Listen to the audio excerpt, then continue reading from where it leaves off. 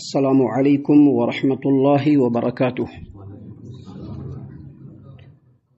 اعوذ باللہ السمیع العلیم من الشیطان الرجیم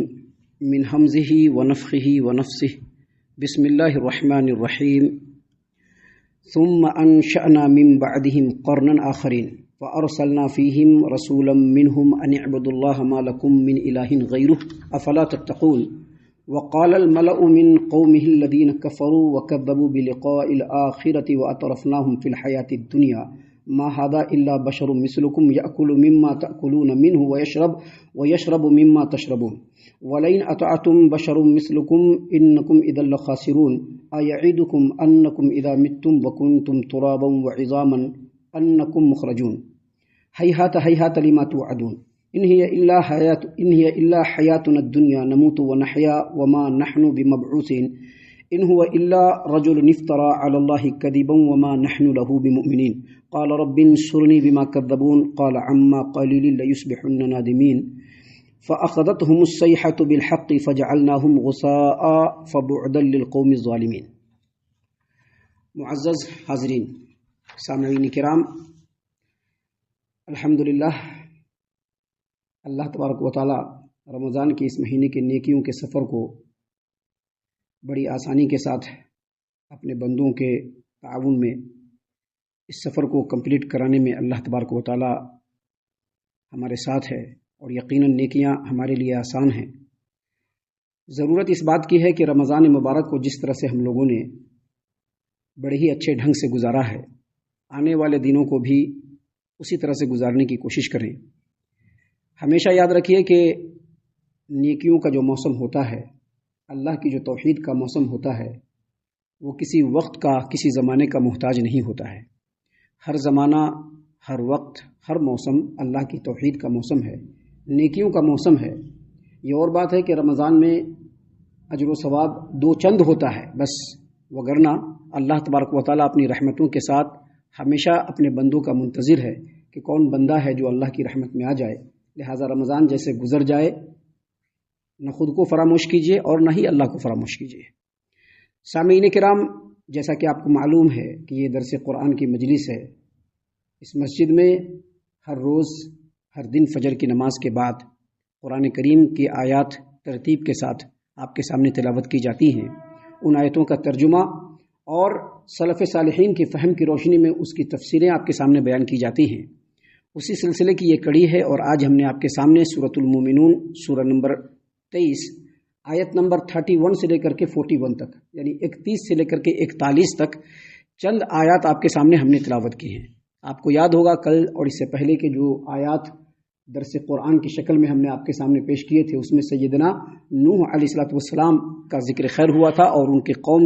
نے جس طرح سے ان کو جھٹلایا، اور جیسے ان کی قوم کے لوگوں کو اللہ تبارک و تعالیٰ نے ان کی تکذیب کے اوپر، ان کی شرکشی کے اوپر اللہ اور اس کے رسول سے دشمنی کی وجہ سے ان کو ہلاک و برباد کیا۔ اب آگے اللہ تبارک و تعالیٰ نے اسی سلسلے کو مزید آگے بڑھاتے ہوئے چند آیات لوگوں کی ہدایت و رہنمائی کے لیے نازل فرمائے، جو مصحف میں ہمارے سامنے موجود ہے۔ محترم سامعین کرام، اللہ تبارک و تعالیٰ نے سیدنا نوح علیہ السلام اور ان کی قوم کا تذکرہ کرنے کے بعد فرمایا ثم انشأنا من بعدهم قرنا آخرین، پھر ان کے بعد ہم نے ایک اور نسل کو پیدا کیا، یعنی نوح علیہ السلام کے بعد اور ان کی قوم کے بعد جب طوفان نوح کے اندر سارے کے سارے مر کھپ گئے، تو اللہ تبارک و تعالیٰ نے فرمایا کہ ہم نے ایک اور نسل کو پیدا کیا، اور پھر فرمایا فارسلنا فیہم رسولا منہم، اور انہی میں سے ایک رسول ان کے درمیان بھیجا۔ یہاں پر یہ قوم کون سی ہے، اس کے بارے میں اہل علم کے مابین اختلاف ہے، اور اختلاف کی جو وجہ ہے وہ یہ کہ دونوں کے پاس مضبوط دلیلیں ہیں۔ دیکھیے، علماء کرام کی ایک جماعت کا کہنا ہے کہ یہ جو قوم ہے جن کا ذکر اللہ تبارک و تعالیٰ نے یہاں پر نہیں کیا، جس کا نام اللہ تبارک و تعالیٰ نے یہاں پر نہیں لیا، اس قوم سے مراد قوم عاد ہے۔ قوم عاد کیوں ہے؟ کیونکہ نوح علیہ السلام کے بعد، نوح علیہ السلام کے بعد اس روئے زمین پر، ان کے قوم کے بعد اس روئے زمین پر جو بسنے والی قوم تھی وہ قوم عاد تھی، جس میں سیدنا ہود علیہ السلام رسول بنا کر کے بھیجے گئے۔ لیکن آپ انہی آیات کو ابھی پڑھیں گے، اس کے ترجمہ کو سنیں گے اور اس کی تفسیر کو سنیں گے، تو آگے چل کر کے ایک آیت ہے، اللہ تبارک و تعالیٰ نے یہاں پر بیان فرمایا ہے فَأَخَذَتْهُمُ الصَّيْحَةُ بِالْحَقِّ، یعنی حق کے مطابق ایک زبردست چنگھاڑ نے ان کو آ لیا۔ حق کے مطابق اللہ تبارک و تعالیٰ کے عذاب کی شکل میں ایک زبردست چیخ نے ان لوگوں کو آ لیا اور وہ لوگ اسی چیخ کی وجہ سے بالکل خشو خاصاک بن گئے. تو یہاں پر اہل علم نے کہا ہے، دوسرے جو جماعت کے دوسرے جو گروپ کے جو علماء کرام ہیں انہوں نے اس کی تفسیر بیان کرتے ہوئے کہا ہے کہ دیکھیے یہ قوم عاد کا تذکرہ نہیں ہے. کیونکہ قوم عاد کے اوپر اللہ تبارک و تعالیٰ نے سرد اور ٹھنڈی ہوا کا عذاب بھیجا تھا جس کو باد سرسر کہا جاتا ہے، جس کا ذکر قوم عاد کا جہاں جہاں پر اللہ نے قرآن کریم میں ذکر کیا ہے وہاں پر اللہ تبارک و تعالیٰ نے یہ بتلایا ہے کہ قوم عاد کے اوپر جو عذاب آیا، انا ارسلنا علیہم ریحا صرصرا فی یوم نحس مستمر، کہ ان کے اوپر ہم نے 7 دن اور 7 لیال و 8 ایام 7 راتیں اور 8 دن تک کنٹینیو سخت ترین ہوا جو بالکل ٹھنڈی ہوا تھی اس کا عذاب بنا کر کے بھیجا، جس میں وہ لوگ بالکل کھجور کے تنے کی طرح سے ادھر ادھر اڑ رہے تھے. تو قوم عاد کے اوپر وہ عذاب آیا تھا، جبکہ قوم عاد کے بعد جو دوسری قوم سمود ہے ان کے اوپر جو اللہ نے عذاب بھیجا تھا تو سخت چنگھاڑ کی شکل میں. لہٰذا یہ جو ذکر ہے یہ قوم سمود کا ہے جس کے اندر سیدنا صالح علیہ السلام نبی اور رسول بن کر کے آئے. بہرحال جو بھی ہو، لیکن اللہ تبارک و تعالیٰ نے یہاں پر ایک قوم کا ذکر کیا ہے. اللہ نے فرمایا کہ پھر اس کے بعد ہم نے ایک نسل کو پیدا کیا اور ان کی طرف انہی میں سے رسول بھیجا ان اعبدوا اللہ ما لکم من الہ غیرہ افلا تتقون. اور اس رسول نے اپنی قوم کے لوگوں کو تعلیم دیتے ہوئے کہا کہ دیکھو میری قوم کے لوگوں، اللہ جس کے علاوہ تمہارا کوئی معبود نہیں، اس اللہ کے علاوہ کسی کی عبادت مت کرو. افلا تتقون، کیا تم ڈرتے نہیں؟ کیا تم ڈرتے نہیں کا مطلب کیا ہے؟ اس کا مطلب یہ مفسرین نے بیان کیا ہے کہ اللہ کے ساتھ جو شرک کرتا ہے یا اللہ کے ساتھ جو قوم شرک کرتی ہے اس قوم سے رب العالمین اس قدر ناراض ہوتا ہے کہ اس قوم کے اوپر اللہ تبارک و تعالیٰ قہر نازل فرماتا ہے. تو کیا تم لوگوں کو اللہ کے ساتھ جو شرک کر رہے ہو اس بات کا خوف تمہارے دل میں نہیں ہے کہ کہیں اللہ تبارک و تعالیٰ تمہارے اوپر اپنا قہر نازل کر دے؟ کیا تم ڈرتے نہیں؟ گویا یہاں پر یہ بات پتہ چلتی ہے کہ شرک بہت ہی بدترین جرم ہے جس کے بدلے میں اللہ تبارک و تعالیٰ یقیناً عذاب بھیجتا ہے. پہلی بات. دوسری بات، جتنے بھی انبیاء اس روئے زمین پر آئے انہوں نے سب سے پہلی جو تعلیم دی وہ اسی بات کی کہ اللہ کو ایک ماننا ہے، اکیلے اس کی عبادت کرنی ہے، اس کے ذات میں، اس کے صفات میں اور اس کی عبادت میں کسی کو شریک نہیں کرنا ہے اور شرک سے بچنا ہے. سامعین کرام، جب یہ دعوت نبی نے اپنے قوم کے لوگوں کو دے دیا تو یاد رکھیے ہمیشہ ایک بات کو، جب کوئی نبی اس روئے زمین پر آتے ہیں، اللہ کی طرف سے مبعوث ہوتے ہیں اور جب وہ توحید کی دعوت دیتے ہیں تو اس کا واضح مطلب یہ ہوتا ہے کہ اس روئے زمین پر اللہ کی حکمرانی ہوگی اور نبی کی اطاعت و فرما برداری ہوگی. یہ جو دعوت کا جو پوائنٹ ہے یہ پوائنٹ سب سے زیادہ ان لوگوں کو کھٹکتا ہے جو سماج و معاشرے کے چودھری اور سردار صاحب لوگ ہوتے ہیں. کیوں ان کو کھٹکتا ہے؟ اس لیے کھٹکتا ہے کہ چودھری اور سردار صاحب کے ٹائپ کے جو لوگ ہوتے ہیں ان کی ہمیشہ سے یہ تھنکنگ رہتی ہے کہ جو قوم کے لوگ ہیں وہی کریں جو میں چاہوں، جو میں کہوں وہی کرے، جو میں چاہوں وہی کرے. آپ دیکھ لیجئے دنیا میں کہیں پر بھی جو چودھری اور سردار ٹائپ کے لوگ ہوتے ہیں ان کی بس وہی چاہت ہوتی ہے کہ ہمیں جو کہہ دیا بس وہی کرنا ہے. اور مشرکین مکہ کے اندر بھی یہی چیز تھی اور اس سے پہلے جو انبیاء اس روئے زمین پر آئے ان کے قوم کے لوگوں کے اندر بھی یہی بات تھی کہ چودھری صاحب کو لگنے لگا کہ یہ جو نبی ہے یہ تو اللہ تبارک و تعالیٰ کی بالادستی کی بات کر رہا ہے، یہ جو نبی ہے لوگوں کو اپنی اطاعت کی طرف بلا رہا ہے اور یہاں پر جو پوری قوم ہے ہمارے ایک آواز پر ہمیشہ تیار رہتی ہے. اگر اس نبی کی بات کو لوگوں نے مان لیا تو ہمارا کھیل ختم. تو اللہ نے آگے فرمایا فقال الملأ من قومه الذين فقال الملأ من قومه الذين كفروا، یعنی قوم کے وہ سرداران جنہوں نے نبی کی دعوت کا انکار کیا، وَكَذَّبُوا بِلِقَاءِ الْآخِرَةِ، اور آخرت کے دن کو جھٹلایا، وَأَتْرَفْنَاهُمْ فِي الْحَيَاةِ الدُّنْيَا، اور ہم نے ان کو دنیا کی زندگی کے عیش و آرام بھی دیے تھے. ان لوگوں نے کہا، اب چودھری صاحب جو لوگ ہوتے ہیں تو مالدار ہی ہوتے ہیں نا، ان کو اللہ تبارک و تعالیٰ نے خوب دھن دولت دیا ہوتا ہے، بڑا بڑا کاروبار ہوتا ہے، بڑی بڑی ان کی ملیں ہوتی ہیں، فیکٹریاں ہوتی ہیں، بڑے بڑے ان کے کھیت پتھار ہوتے ہیں جس میں ان کو بہت سارے پیسے آتے ہیں. وہ پیسے وہ قوم پر اٹھاتے ہیں تو قوم کے لوگ ان کے سامنے جھکے رہتے ہیں. اللہ تبارک و تعالیٰ نے ان کو دیا ہوتا ہے. اب مشرکین مکہ کی طرح سے یہ جو قوم ہے اس قوم کے سرداران بھی آخرت کا انکار کرنے والے، اپنی سرداری کا سکہ لوگوں پر جمانے والے، اور ان کو اللہ تبارک و تعالیٰ نے بہت زیادہ دھن دولت دیا ہوا تھا، تو وہ لوگ کہنے لگے، کیا کہنے لگے؟ ما ھذا الا بشر مثلکم یاکل مما تاکلون منہ ویشرب مما تشربون، یہ تو تمہاری جیسا آدمی ہے جو تم لوگوں کو دعوت دے رہا ہے، جیسے تم لوگ انسان ہو ویسے یہ بھی انسان ہے، جیسے تم لوگ کھاتے پیتے ہو ویسے یہ لوگ بھی کھاتے ہیں۔ آخر اس کے اندر کون سی ایسی خوبی ہے جو اے میری قوم کے لوگوں تم اس کی بات مانو گے؟ یعنی نبی نے جو لوگوں کو ایک اللہ تبارک و تعالیٰ کی توحید کی طرف بلایا اور شرک سے روکا، تو اس کے مقابلے میں قوم کے پاس بس یہی بات تھی کہنے کے لیے کہ یہ بھی تو تمہاری طرح سے انسان ہے، اس کی بات کیوں مان رہے ہو؟ بالکل یہی بات مشرکین مکہ نے بھی کہا تھا۔ مشرکین مکہ نے کہا تھا کہ اگر اللہ تبارک و تعالیٰ کو انسانوں کو ہی رسول بنانا ہوتا تو یہ یتیم جو محمد ہے صلی اللہ علیہ وسلم، ان کے اوپر رسالت کیوں نازل کرتا؟ اللہ تبارک و تعالیٰ مکہ اور طائف میں سے کسی بڑے آدمی کو اللہ تبارک و تعالیٰ نبی بناتا، یہ محمد کو کیوں بنایا؟ اللہ تبارک و تعالیٰ کو تو فرشتوں کو رسول بنا کر کے بھیجنا چاہیے تھا۔ یہ تو ہماری طرح سے کھاتے ہیں پیتے ہیں، بازاروں میں چلتے ہیں، شادی کرتے ہیں، ان کے بھی آل و اولاد ہیں، پھر ان کے اندر کیا خوبی ہے کہ ہم ان کو مانیں؟ سیم ٹو سیم وہی سرداروں نے بھی کہا، انبیاء کی دعوت کو رد کرنے کے لیے،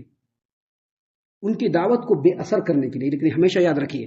اور ہمیشہ یاد رکھیے کہ ہر زمانے میں، ہر یگ میں یہ جو اللہ کا کلام ہوتا ہے اور نبی کی جو تعلیمات ہوتی ہے، اس کا مقابلہ کوئی نہیں کر سکتا ہے، کوئی نہیں کر سکتا ہے۔ ہر دور میں اور ہر یگ میں جب بھی اللہ تبارک و تعالیٰ کے کسی بندے نے اللہ تبارک و تعالیٰ کے اوپر خالص اعتماد اور بھروسہ کرتے ہوئے اللہ کی دعوت کو اٹھایا تو اس کا مقابلہ کوئی نہیں کر پایا۔ پوری تاریخ اٹھا کر کے دیکھ لیجئے۔ محترم سامعین کرام، ورغلانے کے لیے قوم کے لوگوں کو سرداروں نے کہا کہ یہ تو تمہاری طرح سے انسان ہے،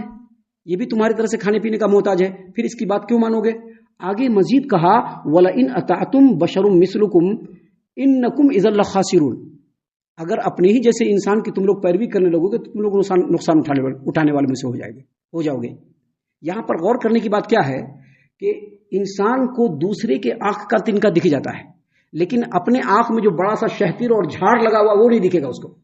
یعنی اپنے اندر کی خرابی نہیں دکھے گی، سامنے والے کی خرابی دکھ جائے گی۔ یہی بات یہاں پر ہے۔ یہ جو سرداران تھے قوم کے، ان کی چاہت کیا تھی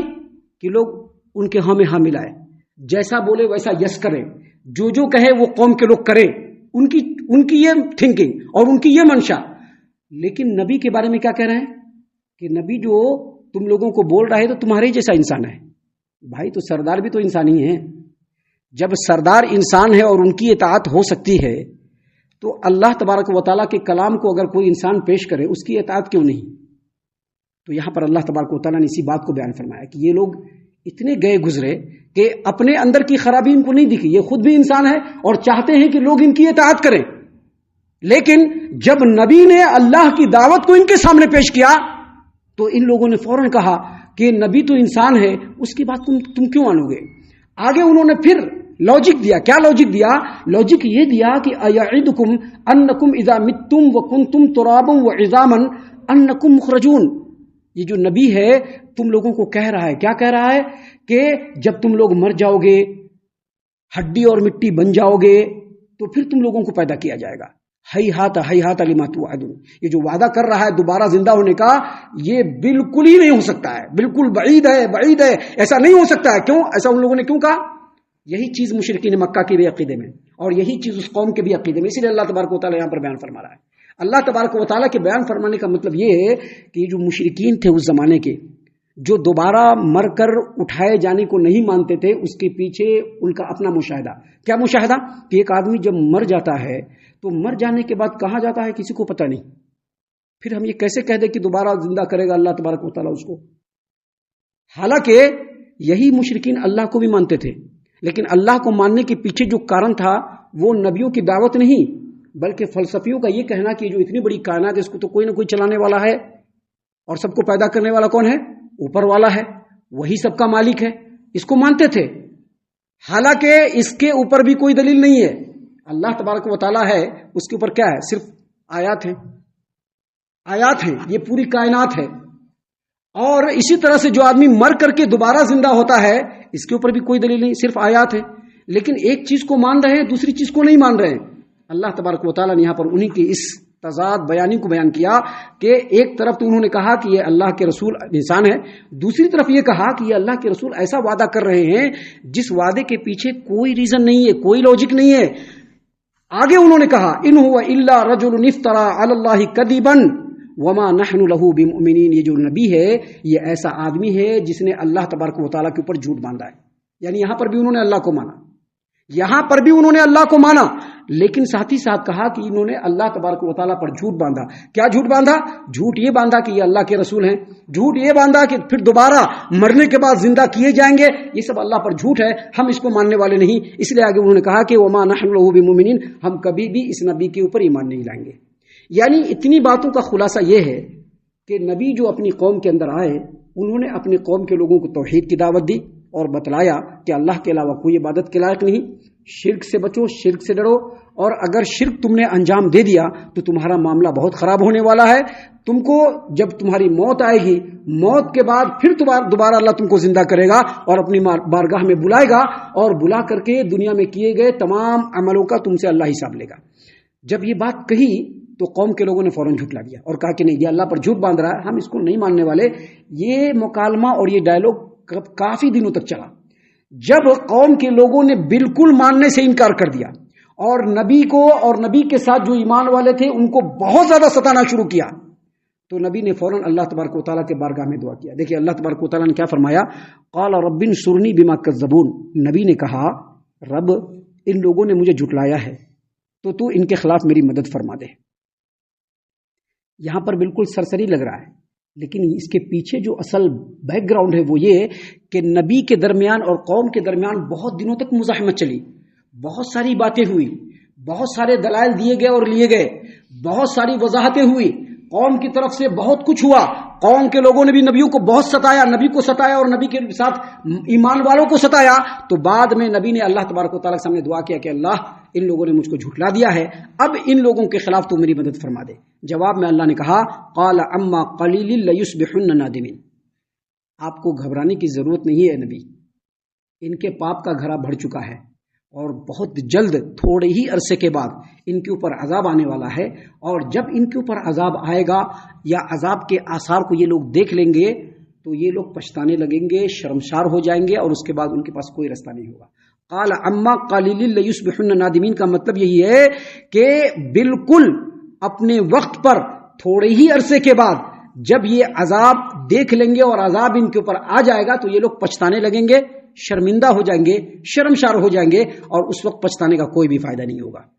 اس بات کو بیان کرنے کے بعد اللہ نے فرمایا فَأَخَذَتْهُمُ الصَّيْحَةُ بِالْحَقِّ فَجَعَلْنَاهُمْ غُثَاءً فَبُعْدًا لِلْقَوْمِ الظَّالِمِينَ، چنانچہ ٹھیک حق کے مطابق جو اللہ تبارک و تعالیٰ نے وقت مقرر کیا تھا، ایک بہت ہی خطرناک اور دردناک چیخ اور چنگھاڑ نے ان لوگوں کو آ لیا۔ یعنی یہ لوگ اپنے گھروں کے اندر تھے، اللہ تبارک و تعالیٰ کو عذاب بھیجنا ہے، اتنی سخت عذاب بھیجا کہ جو دھڑکتا ہوا جو دل سینے کے اندر ہے، سبھی کے سینے کے دل کے جو دھڑکن تھی وہ بند ہو گئی، اور سارے کے سارے لوگ اپنے گھر میں ہی بالکل خشو خاشاک کی طرح سے پڑے رہ گئے۔ اللہ تبارک و تعالیٰ نے فرمایا فجعلناہم غثاء، وہ لوگ بالکل خشو خاشاک کی طرح سے ہو گئے۔ کیا مطلب؟ کوڑا کرکٹ ہو گئے، کوئی پوچھنے والا نہیں، کوئی اٹھانے والا بھی نہیں، بالکل کوڑا کرکٹ ہو گئے۔ اور آگے اللہ نے فرمایا فبعدا للقوم الظالمین، ظالم لوگوں کے لیے پھٹکار ہی پھٹکار ہے، لعنت ہی لعنت ہے۔ سامعین کرام، اس واقعے کو بیان کرنے کے پیچھے جو ریزن اور مقصد ہے وہ یہ کہ اللہ تبارک و تعالیٰ مشرکین مکہ کو بھی اور اس کے بعد کے آنے والے ہر نسل کے انسانوں کو یہ بتلایا ہے کہ اگر نبی کی بات کو جھٹلایا جائے، اس کی بات کو رد کیا جائے اور اس کے خلاف عمل پیرا ہوا جائے تو اللہ تبارک و تعالیٰ پھر اس قوم کو بخشتا نہیں ہے، اور اس کی بے شمار مثالیں قرآن کریم کے اندر موجود ہے، جس کو انسان پڑھے اور پڑھ کر کے اس سے عبرت حاصل کرنے کی کوشش کرے۔ ابھی آگے اور بھی بہت ساری باتیں ہیں جو اللہ تبارک و تعالیٰ نے بیان فرمائی ہے، جس میں ہمارے لیے بہت ساری نصیحتیں ہیں۔ ہم اللہ سے دعا کرتے ہیں کہ اللہ تعالیٰ ہم تمام کو ان باتوں کے اوپر خوب غور و فکر اور تدبر کرنے کے ساتھ ساتھ ان باتوں پر عمل کرنے کی بھی توفیق عنایت فرمائے، آمین۔ اللہ تعالی ہم تمام کو صحیح معنوں میں پکا سچا مومن مسلمان بنائے، اللہ اور اس کے رسول صلی اللہ علیہ وسلم کی اطاعت و فرما برداری کرنے والا بنائے، صحابہ کرام رضی اللہ عنہم کے طریقے پر چلنے والا بنائے، جنت الفردوس میں جگہ عطا فرمائے۔ اے اللہ ہم تمام کو جہنم سے پناہ دے، اے رب العالمین ہم تمام کو جہنم سے پناہ دے، اے مالک الملک ہم تمام کو جہنم سے پناہ دے، آمین یا رب العالمین، وما علینا الا البلاغ المبین۔ تبارك الذي نزل الفرقان على عبده ليكون للعالمين نذيرا